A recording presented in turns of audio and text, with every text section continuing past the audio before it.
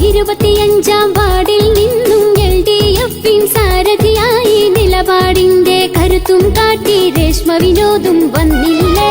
ഇനിയൊരു മാറ്റം, കൊതിച്ചൊരു മാറ്റം, ഭരണത്തിൻ മാറ്റം, വാർഡിൽ മാറ്റം, നമ്മെ നയിക്കാൻ പുതിയൊരു സാരഥി രേഷ്മ വിനോദും വന്നെത്തി. വോട്ടുകൾ LDF തന്നെ ചെയ്തിടണേ. നേര് നിറഞ്ഞൊരു സാരഥിയാണ് നമ്മുടെ രേഷ്മ വിനോദിന് തന്നെ പിന്തുണ നൽകിടണേ. വോട്ടുകൾ രേഷ്മ വിനോദിനാൽ 25 കുതിപ്പിന്ന സമ്മതരിവള സാരഥിവള രേഷ്മ വിനോദ വികസനം ശുവറ. ഭരണം ഇക്കുറി മാറ്റിടണം. ഇടതിൻ ഭരണം വന്നിടണം.